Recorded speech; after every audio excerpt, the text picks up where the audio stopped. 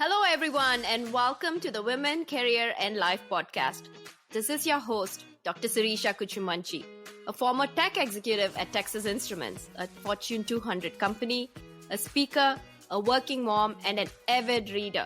In this podcast, you will hear stories and practical advice for you to achieve your career and life goals. I also want to say a big thank you to our listeners for continuing to support this podcast and making it in the top 30% of Spotify podcasts. If you want to continue to support this indie-produced show, you can either buy me a cup of chai, I am not a coffee drinker, or you can become a monthly or annual subscriber. You will find more information in the show notes. In today's episode with Brenda Peyser, we took a good 50 minutes to dive into what her book is around, the No Club. There are a lot of non-promotable tasks that women do. We spend over 200 hours a year doing this. This gives you a way to think about how you're spending time at work, how to reframe the conversation when you start to say no to certain tasks, and how to communicate and make sure you're heard and you have a voice and support each other as we continue to advance our careers. Let's dive in. I have Professor Brenda Peyser from Carnegie Mellon University. She was the Associate Dean of the School of Public Policy and Management. And she was also one of the founding executive directors of Carnegie Mellon Australia. And she actually has a very fascinating, I think we're going to dive into this, a fascinating segue into how she got into academia, which I think is very unusual.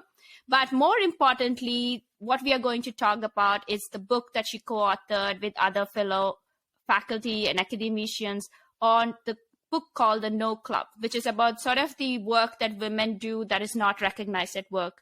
I got to hear Brenda Peyser and all her colleagues present on their book launch, actually, because I and she are both from Carnegie Mellon. I'm an alum from there and she's the faculty there. So I got to invited to listen to the book launch. And I found the topic very fascinating because sitting in corporate leadership and also co-chairing employee resource groups, I can see the lens that they're looking through when they're doing this research and how it impacts women in corporate structures. Thank you so much for being here. I wanted to start with, what is your background? Like, how did you get into doing this kind of research into where you are today? First of all, thank you so much for having me here today. This is really fun. So my background is a little bit different than most of the people that you might talk to that teach in universities. I started as an actress and I got a master's degree in acting and spent my first career in professional theater primarily. So I did a lot of work from new plays to Shakespeare. And although acting is a wonderful and exciting thing to do, it's a difficult career, which is putting it in a very nice way. And so I realized that that was not going to be the best life for me. And so I made some decisions about what I would do next. And I went into consulting. And so I worked as a management consultant for about 10 years. And that was great and really interesting and gave me the opportunity to be exposed to a lot of industries. But ultimately, it wasn't, I realized, what I really wanted to do. And I found that the thing that interested me the most was working in higher education. And so that's the transition I made there. And I worked at Carnegie Mellon for over 20 years. And I was the associate dean of the public policy school at Carnegie Mellon, the Heinz College, and then was a professor of communications there. So I got the best of every possible career. Yeah, I mean, there's a whole discussion around that. I think I would want to come back and discuss how your career pivoted, because as you said, first of all, I think you're probably the closest I've come to someone who's actually acted on stage.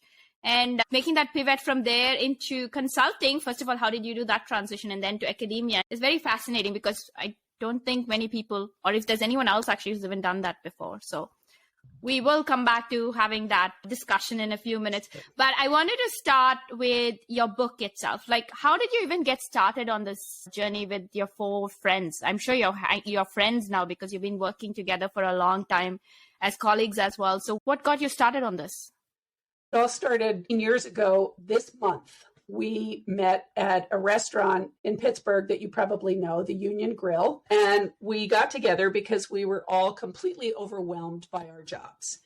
And we agreed that we needed to find a way to get our work lives back under control. So we sat around a table at this restaurant with a couple bottles of wine and began talking about all the things that we were doing. And we were a little surprised to discover that we had actually agreed to all of them. When we were complaining about how overwhelmed we were, we realized that we just kept saying, okay. And so we knew that we needed help to solve our individual problems. So we decided to band together. And we agreed that we would meet each month and that we would drink a lot of wine as we went through this process. The good part of this story, too, is that when I got home that night, I told my husband about our meeting and he laughed. And he said, "This is the perfect group for you." I don't know if you know this, but anytime anyone asks you anything, you say, "happy to," before they even finish the question. I didn't know that I did that, but I started paying attention and he was right. I said yes immediately and often. And it turns out that so did all my co-authors. And so we vowed at that point to say no to the things that were getting in our way. And that was the birth of the No Club. I love a really good girls' night out. That's the best part of it. And we were talking briefly for those of you who may not hear this on the podcast. I went back to graduate school to Carnegie Mellon when I became a stay-at-home mom and I had my 2 kids. And one of the things that I tell people that I took away really from that time was really the ability to form this very close friendship. And those are the friends I still have today. And we call it GNOs. We're always looking forward to that. That's the time we actually decide to dress up and go out rather than for the other events that we do. So you talked about a problem that a lot of us face, the hard part of saying no. And there's 2 parts, right? The hard part of saying no in your personal life and the hard part of saying no in your professional life. And you obviously are talking also largely around your professional life in this book. So how did you manage to say no, and how did you decide what to say no to, and say it in such a way that it didn't impact you? Because that's always the fear, that it's going to backfire. Let me back up just a little bit to talk about saying no and why we said no and what we said no to. So one of the things we discovered as we met each month and talked about all these tasks that we had to do that were just like killing us was that we discovered they weren't really the key elements of our jobs. So these are things that everyone, especially every woman, has done. And they are things like onboarding new employees and mentoring and serving on committees, resolving conflict with coworkers, editing, proofreading. And so these are all tasks that really need to be done, that the organization needs to have done, but they don't bring any benefit to the person that's doing them. So in other words, there's no reward for your career to proofread something for somebody else. But the organization benefits because that work helps make things better. So once we started talking about all these tasks, we realized how many of them there were. And we called them crappy tasks. Mm-hmm. Later on, we actually gave them a better name, which is what you read about in the book, which is non-promotable tasks. Because again, they help the organization, but not the person that's doing them. And so those were the things that we wanted to stop doing so many of. We knew that we still had to do some because everybody does, but we wanted our work portfolios to look more like those of the men who spent most of their time on promotable work, the work that is what the organization values in terms of its big picture success, and the work that helps you as an individual get ahead. So those were the things that we looked at. And in terms of defining which tasks are non-promotable, there are certain characteristics that they have in common that's really helpful for women to think about. The first of these is that they're tasks that aren't often tied to the mission of the organization. So if you were to look on the website or in an annual report or in PR documents that your organization puts out, the things that they talk about the most are going to be the things that are promotable. So here's an example of that. When I was in consulting, one of the things that I did was provide training to other consultants. And I was pretty good at it. And so I got asked to do it a lot. And I was really happy to do it. I found it to be fun. But what I didn't know at the time was that work wasn't promotable. It wasn't tied to the organization's mission. The promotable work was bringing in clients and logging billable hours. So training other consultants benefited the firm, but not me. The next characteristic is that these are things that are often done behind the scenes.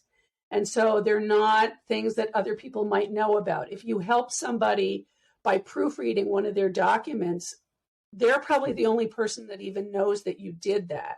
So it's not going to bring any benefit to your career. And then the final characteristic is that these are things that many people can do, not just you. So they're not things that you do because of the specialized skills you brought to your job, the things that you were hired for. Serving on a committee doesn't require a lot of specialized skills. Taking notes at a meeting basically requires a pen and a pulse. So I think as women think about what to say no to, you want to be able to identify the characteristics of that work that won't necessarily get you ahead.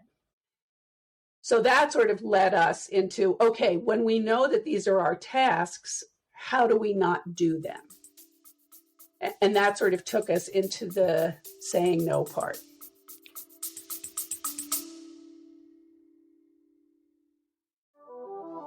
Don't forget to subscribe to my Substack newsletter.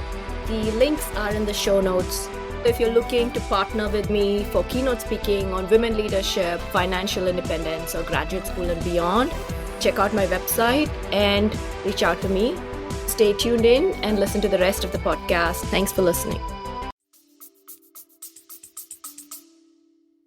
I like that it's very clear. There's three, like you said, the bottom line, the non-visibility, and the fact that anyone can do it, right? Because that becomes the challenge. And please, if someone is listening, if someone asks you just because you're a woman in the room to take meeting notes, do not do that. Ask one of the guys to pick up the pen and paper and take it themselves. You needn't have to do this. There is no reason for you to be doing it. But that's always the hard part. We tend to say yes. We tend to do a lot of the things. It could be even the office party. There's nothing wrong with planning them. But from what I remember from your research and from your own personal experiences, I'm just going to throw some numbers and they may not be exactly reflective of yours. So say you're working a 40-hour job. If your male colleague is spending 38 hours doing the job and his promotable task, you may end up doing 30. What you need to be doing then is looking at, are you doing 30 hours of work or 25 hours? And there's all this other stuff that you're doing for the organization. Maybe training new employees, hiring new employees, onboarding. Maybe they're going through recruiting, or maybe they're working on D&I efforts. Whatever it is important as an organization. But I think those are exactly what you call non-promotable because they do not show up on any metric where performance evaluation comes up. And when they're looking at performance evaluation, it depends if the organization is using those metrics to measure performance. Then the conversation might be a bit different, even if it doesn't show up in the bottom line. So how did you go about saying no? This is how I would have worked. So I'm just wondering if you did something similar, if you sat down and wrote on all the list of all these activities you were signing up for and what time maybe it was taking. And when some of them you had already signed up, so you probably had to finish them. And when did you start saying, okay, which did you have like a criteria saying these are the kind of tasks I might say yes to? And if you said no, what is that way you approach the conversation? Because I think that is also critical. Suddenly you're changing. They always used to you saying yes. And when you start saying no, suddenly people have to get used to it. It's a perception thing because just to segue that a little bit, I had this colleague who used to work, I think she used to work like 9-11 hours a day. And the challenge she had when she started to back up and work a normal schedule was sometimes people can perceive that you're not working hard enough and you're already overdoing it. So it's rebuilding that image of what they think you are or how you are doing your job. So your boss says, need to organize an ethics committee. It's important for our organization. Who will volunteer?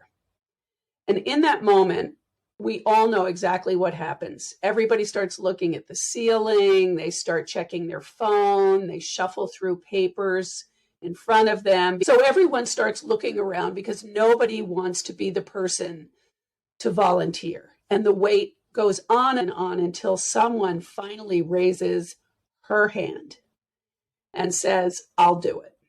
So that's what we were looking to replicate in our research. And here's what we found.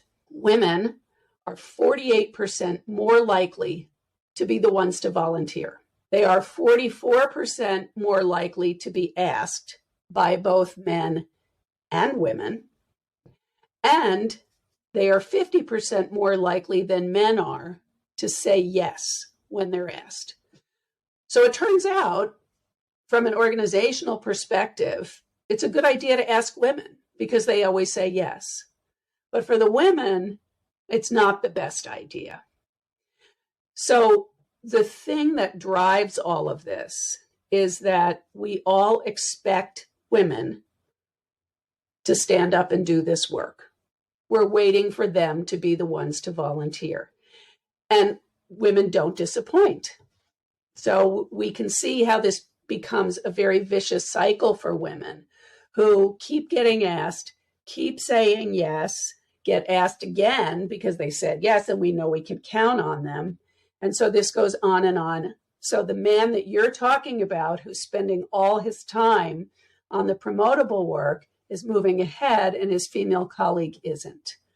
So one organization that we worked with keeps track of employee hours very carefully. And we found in our work with them that the median woman in the organization worked 200 more hours per year on non-promotable tasks than her male colleague did, than the median male colleague. Now, 200 hours a year is more than a month's worth of work on tasks that do not move your career ahead. So we understand why they're being asked because we expect them to. We understand why they say yes because we get it. We've internalized these expectations as well. And so we think when somebody asks us, we have to say yes. We don't want to disappoint. We don't want them to think badly of us. And of course, we want to avoid backlash. So those are all important things to keep in mind when it comes time to say no. So your question was, how do you say no to these tasks? The first thing you want to do, as you pointed out, is you want to identify which of your tasks are promotable and which are not. And the easiest way to do that is just by keeping a log of all the things you do. So for 1 week, write down every single thing you do. And you can look at your job description and you can talk to other people, look at your calendar, look at your emails, and then think about all the things that aren't on there. You've now put together your list of all the tasks you do. You've thought of as many things as you can and put them down. Now it's time to figure out which are promotable and which aren't. And the best way to do that is by considering the things that we talked about before. Are they visible? Are they tied to the mission of the organization? Do they require your specialized skills? And the truth is that many tasks live on this continuum between non-promotable and promotable. And the two poles are very easy to see, what is promotable and what isn't. And then there are some tasks that fall in the middle. So what you want to do is give it your best shot. And you want to label tasks high, medium, and low. Once you get done with that, you want to calculate what % of your time you're spending on promotable work and what on non-promotable work. Now, you want to figure out what other people are doing, because what they do is really important in terms of what you do. If you're like most women, you're doing more non-promotable work than your male colleagues are. So as you do your checking, you want to ask other women who hold the same job as you, who are in the same job level as you. But you also want to check with men because their balance is going to be different. And once you've got all these inputs from other people, then you can see how close you are to what they're doing. If you are again, like most women, you're doing much more non-promotable work than you should be. So now your task is to start shedding some of those non-promotable tasks so your portfolio of work is better balanced. And so the way you do that is a little bit different than how you would just say no to a new task, which we can talk about in a minute. But as you're rebalancing, you want to figure out what it is you like, because we know we have to do some non-promotable work, and what you don't like. So I mentioned before, when I was in consulting, and one of the things I did was provide training for people, that was something that I liked doing. And so I would probably be willing to keep that on my list of non-promotable tasks, recognizing that I would want to control how much time I was spending on it. I totally get that. Yeah. There will be things you will dislike that you will still have to do, but you get a say in it and you're more intentional about the discussion, I think, is what you're trying to say. How long did it take you to shed those tasks and hit that optimum level? So I identified all these tasks that were non-promotable for me. I went to my dean and proposed to him that we create a new job for a staff person that would incorporate all these tasks, which would free me up to do, and I very specifically listed the things that I would be able to do if I didn't have to do these other tasks. He agreed. And what that meant was that it was a promotion for the person who got the job. So it was of benefit to her. Those tasks were promotable. And it freed me up to do the other work that was a better fit for my role. So that's one way to think about getting rid of some of the tasks that you have. We realized that we needed help, which is why we have a no club. That's excellent, because we need a support system. And to your point, I reach out to my mentors that I trust to ask these questions like, this happened, what should I do? That happened. Because you have a way of, I ask the question for two reasons. One is, how should I think about it? Whether my thought process is a good approach on what I'm heading towards to the potential solution. And sometimes I'm also asking, how do I phrase my response? Especially if I'm saying no to something, I want to figure out how to phrase it so that there is no repercussions from it. Because there's very ways to phrase something, right? And you did it so well when you talked about how you went to your dean, and it could be in anyone in a similar position, and you were able to make it promotable for someone else, that they got value out of it. And you were able to show that this is where I would bring, first of all, it helps you advance, but it also brings value to the organization. Because from an organization standpoint, a lot of them are looking at pay and benefits. Let's go back to the numbers game. If you're looking at pay and benefits, you want to get the most out of the person who is being paid for what they're able to do. Why would you want them to be doing something else that is not having the most impact? So if there is somebody else who gets that benefit, then it's a win-win for everybody. The way we like to think about this is that when somebody comes to us with a request, they have a problem they need to solve. And so rather than seeing this as a burden, we can see this as an opportunity to help this person address their problem. So let's say that Raphael comes and asks me to be on the ethics committee. Now, right before he asked me, somebody else came and asked if I would lead a task force on women's advancement in the organization. So when Raphael asks me, what I can say to him is, this sounds really important to the organization, but I've already been asked to lead another task force, and I don't think I'm going to have time to do both these things well. And I don't want to give either one short shrift. So what I would suggest is that you ask James, because he has exactly the right background for the work your committee is doing. He's super smart. He's a really hard worker, and actually working on this group will benefit him because it will give him some visibility with other people in the organization that will be helpful to him down the road. So I'm going to have to say no, but I think you've got a good solution in James. So what happened there is that I helped Raphael solve his problem. So he's not going to think badly of me for saying no. I've avoided backlash, which is one of the reasons that women often don't say no, is because we understand what happens when we upend the expectations that people have of us. And I've given him somebody who's actually going to benefit from doing the job.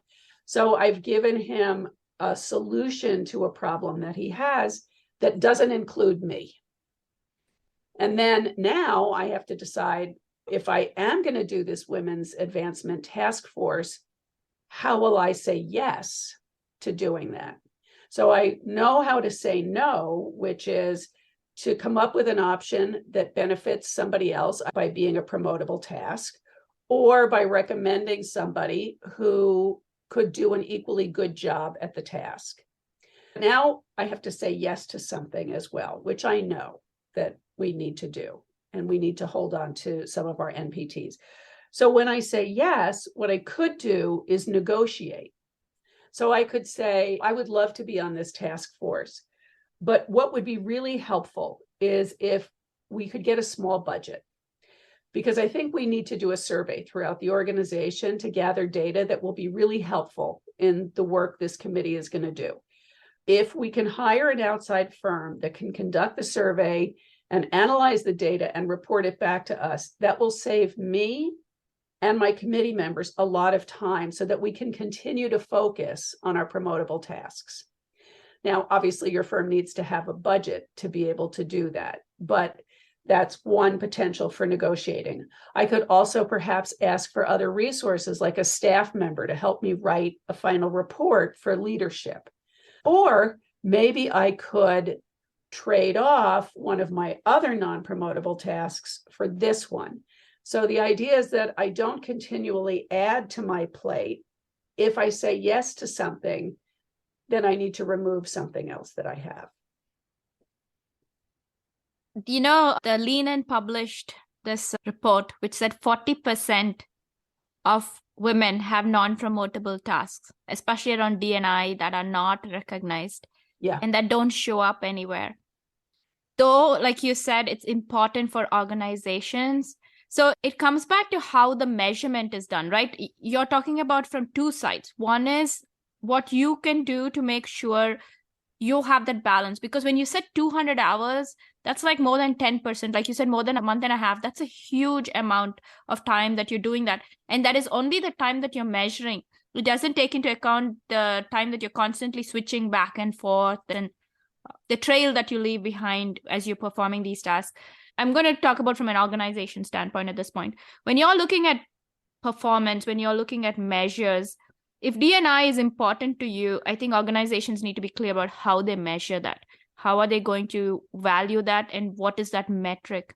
Largely from all your data, it suggests that women are the ones taking on the NPTs. But if you're not, and if you're still taking on NPTs and from other organizations, think about how you can, like Brenda said, raise that conversation. Because I think what I really liked about it is when you said Raphael came to you, but you gave it to James, you're doing the best part of two things. Is you're giving visibility to someone else, you're giving access to someone else, you're giving someone the opportunity to grow, which is where sort of the fairness and the balance comes. Because the other thing that people might not realize as they're assigning tasks to people, in this case it's NPTs, but it also could work for promotable tasks, is if you keep handing off the same thing to the same set of people every time, there's an inequity built in. It's a perception of fairness that people feel. If you're doing all these non-promotable tasks, you do not have access to the ladder. You're not able to climb because you're spending time sort of spinning your wheels doing this thing which you think is important, which has value, but does not affect the bottom line. And organizations are looking at the dollar count, no matter what we say. Even if it's an academic institution, they're looking at research grants, they're looking at your publications, they're looking at outreach, measuring it in certain entities that they can speak to or products they're producing. So how do you get your name into that? Maybe the new product needs a communication expert, and though it's a non-promotish task, how do you make it where you are the voice of the product? Maybe that's your skill. Like you take your training background and use it differently. That still enables the organization, because maybe they don't have the skills, most of them, but you can blend your technical and your other side to do it. So thinking a little differently, I think, is very important. And finding those advocates, you need to find it with your manager. You need to be talking to mentors. I think in some ways you need to be talking to HR, because a lot of these conversations happen in the HR space because DNR, a lot of these tasks can come from that avenue as well. So you need to be having those conversations with HR, looking at how they measure the success and create a framework. Organizations need a framework. No matter what we do as individuals, they need to be thinking about it from a bigger standpoint. That's an excellent point. And we've talked a lot so far about how this affects women and what women can do about it. But this is also a really big organizational problem. And ultimately, organizations are the only ones that can solve it. So women can do some things to help their own situations. Every time they get asked, they can think about how they're going to respond to that request. But as you said, if we keep going back and asking the same people over and over, we're not addressing the problem. And so organizations are also losing out because of this.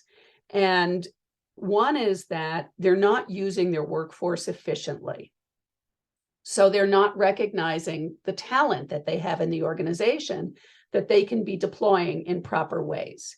Women whose specialized skills may be going unnoticed because they're busy doing non-promotable work are over time going to get disillusioned.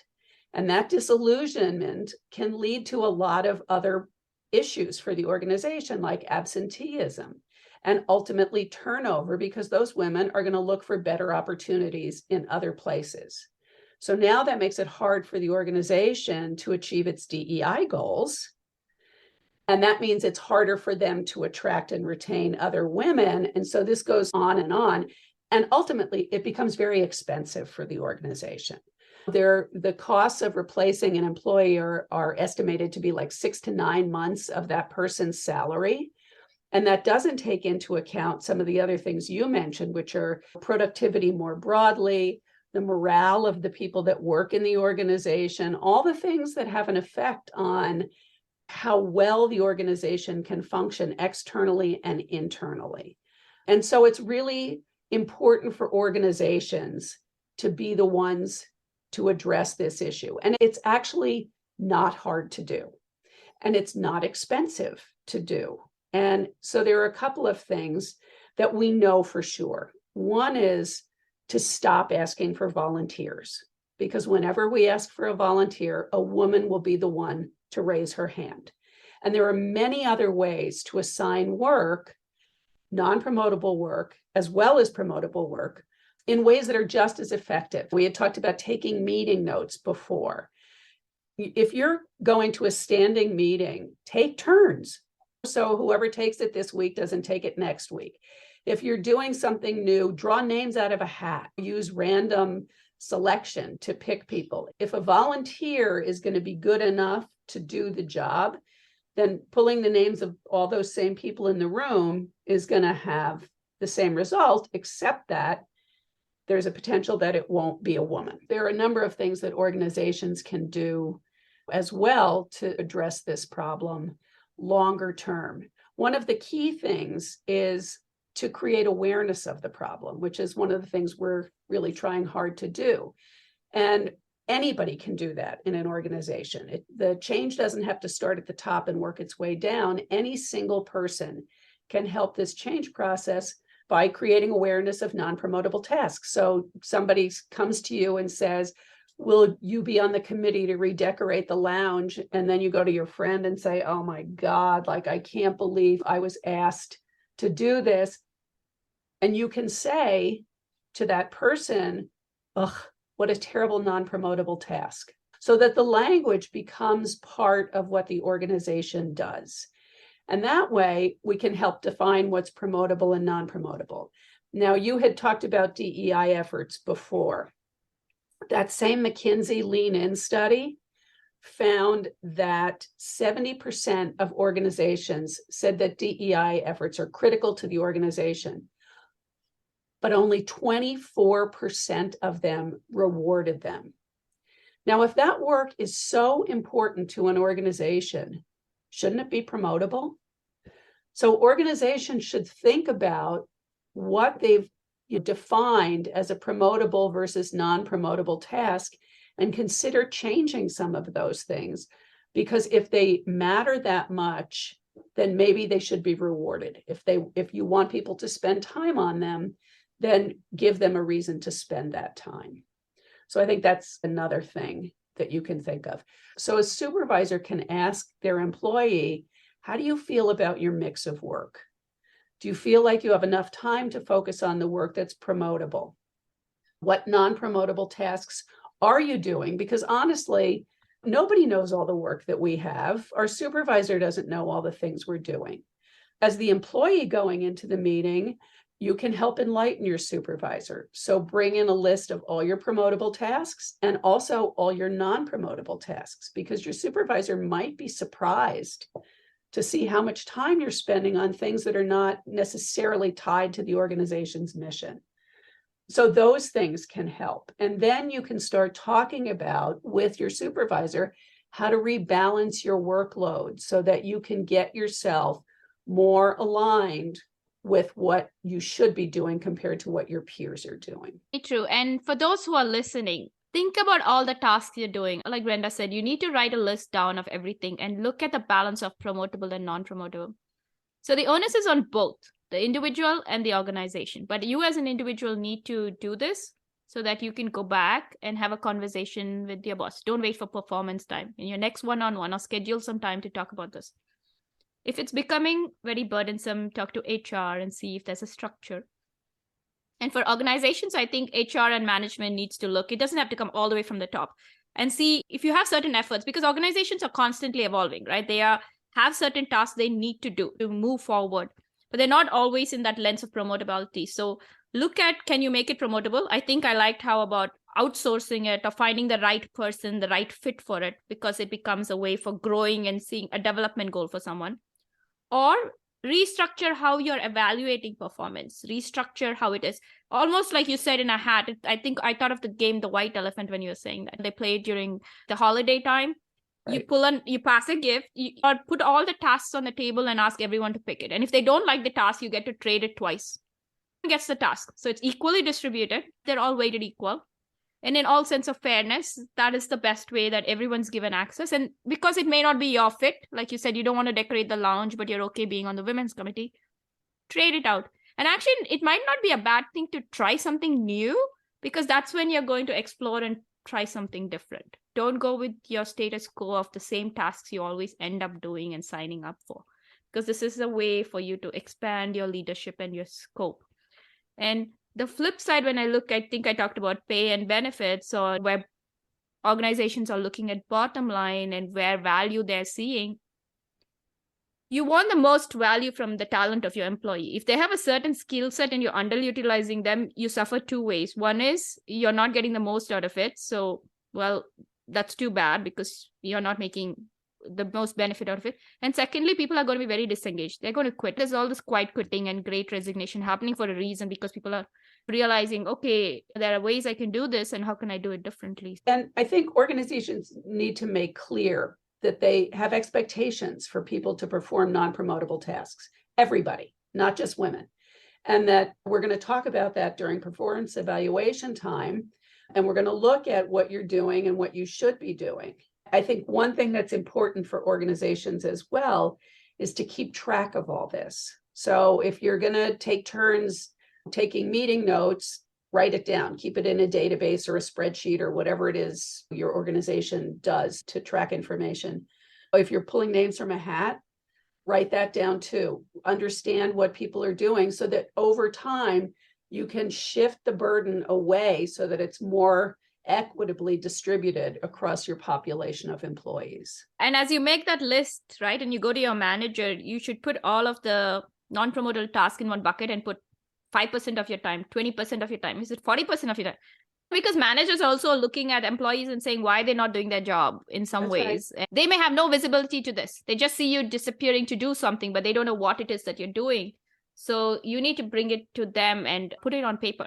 I think everything needs to be written down. Do not have an oral conversation here. Write it down, put it on paper, send an email, because no one's going to remember 3 weeks down the road what you talked about. There's just so much flowing through constantly.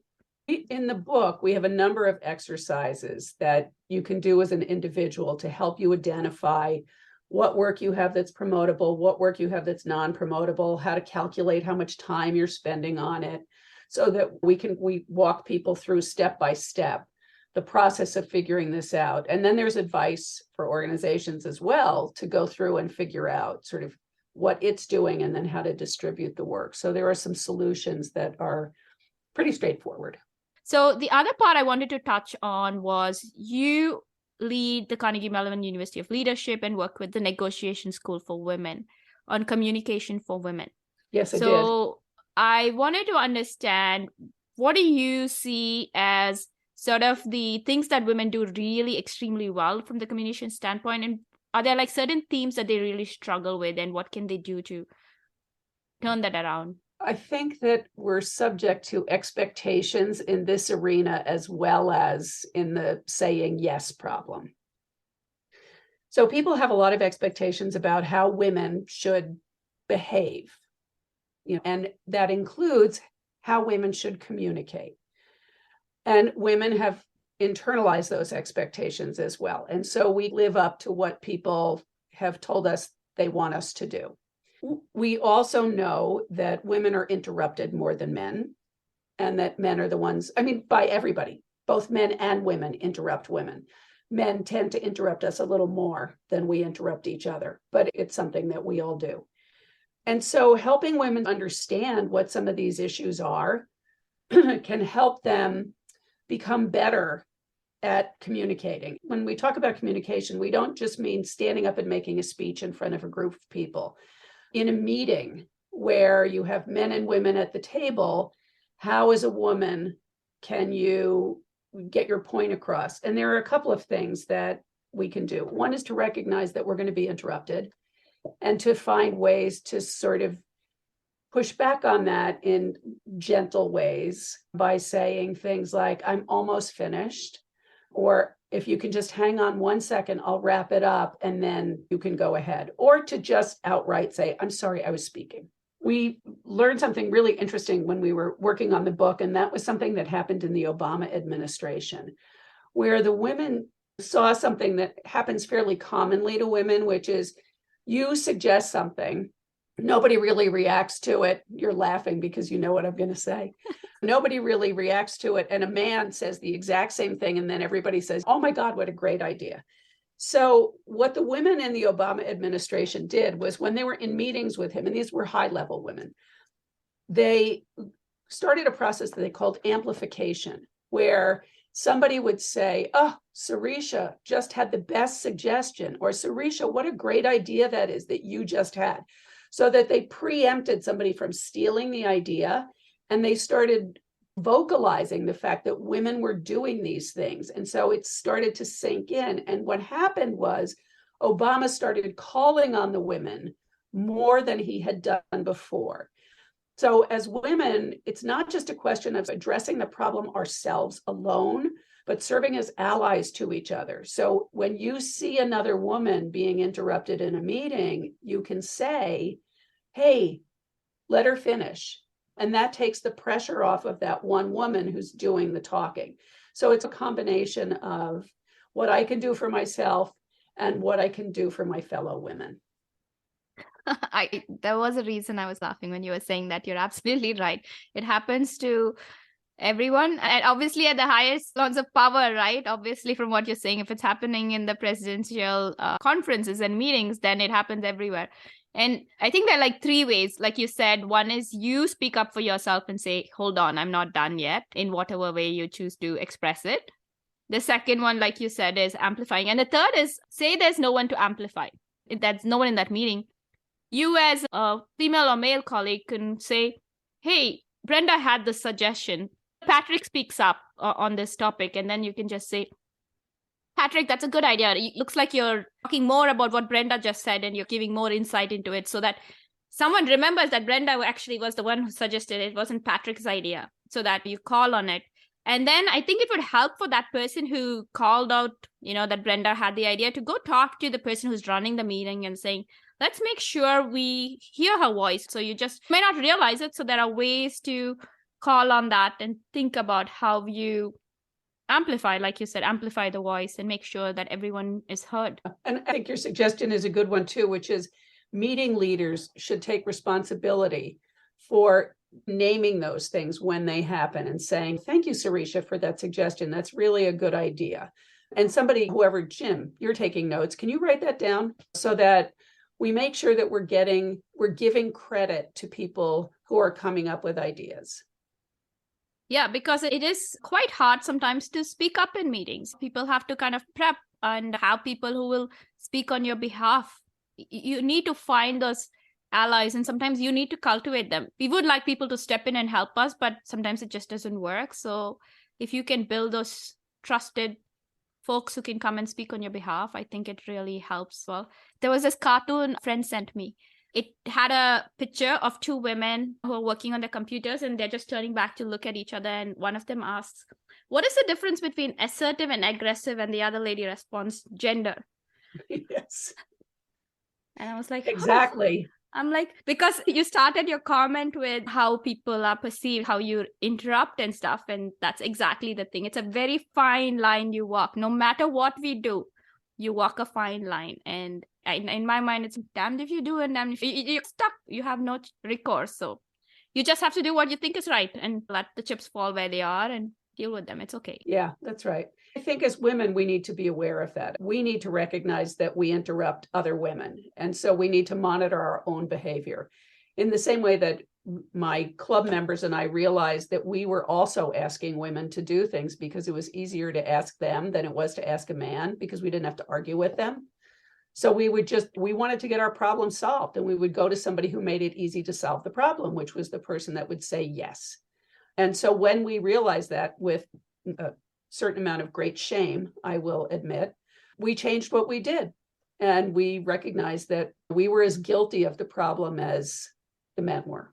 That's good insight, actually, because we don't think about it from that standpoint. So as we wrap up the interview, this is a question I ask every guest. What advice would you give your 21-year-old self?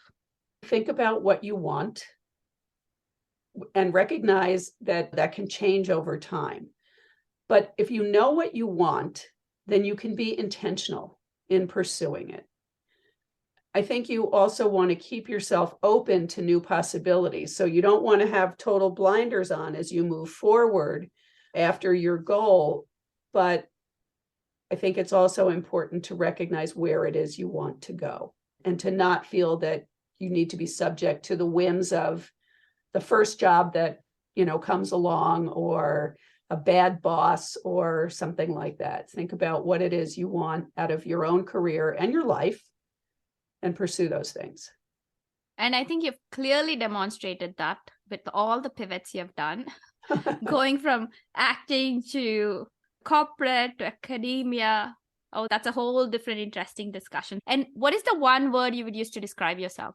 Enthusiastic. And obviously, when I see your journey and how far you've come and what you've done and segued and meandered along, you had to be. There was no other way to take on that.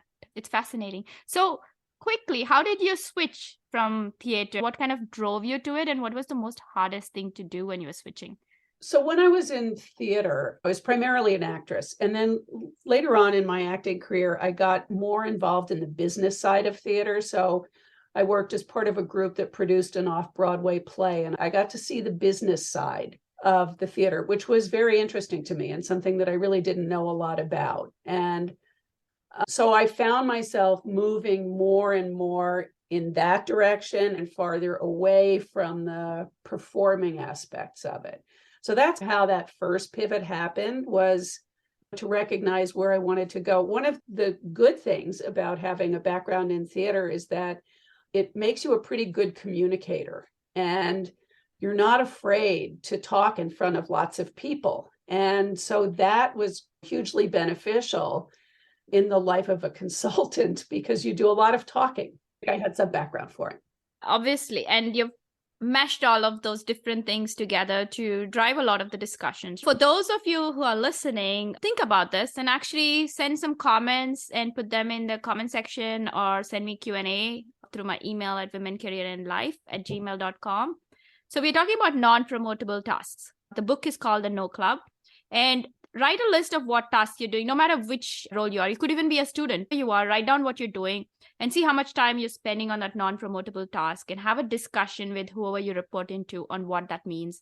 And maybe it can be made into a promotable task. 2 things that Brenda cautioned us about is make sure that you, especially because women tend to have more of the non-promotable tasks, make sure you don't pass it on to another woman, that you look at really who's the right fit for it, or think about maybe you can pass it to someone who will make it a promotable task and you get to do and have a bigger impact as you're doing your job. And from an organization standpoint, I think like you used the statistics, they say they want 70% of this work to be done, but they only give 25% credit for it. You really need to think about the structure, how you're equitably distributing the work. And if it's something that still needs to be done, then you need to be, for that year or for that time frame, if it's not a repetitive task, ensure that people are getting credit for it and are being considered when they're looking at promotions, pay raises, all these cycles that impact them. And for the opportunities that they're given, it's not just the performance time, right? It's like the access to opportunities so they get where they want to go, so they can grow in their career as well. Thank you, Brenda. This was a great discussion. How can people reach you? How can they find your book, reach out to you, and be able to learn more? Our website, thenoclub.com, has a lot of information about non-promotable tasks, ways you can buy the book. It's available on Amazon or Barnes & Noble, any bookseller you'll be able to buy it from. And there's a way to contact us through our website. So if you're interested in doing that, please reach out to us. And I would say, I think everybody should start a No Club. And if you do, please take a picture of your club and send it to us, and we will put it on our website. One of the best ways to do it is like Brenda and her friends hang out in the evening, a couple of bottles of wine, so you can work through the process and figure out how to move forward. Thank you so much, Brenda. Very much. It was a pleasure. This is an indie podcast, and if you really enjoy the content, you can help me with production. You can buy me a cup of chai. I'm not really a coffee drinker. Or you can enable me by subscribing for either a monthly or an annual plan as well. Thank you for doing this. And don't forget to share this episode and put in the reviews what you liked. What was your key takeaway?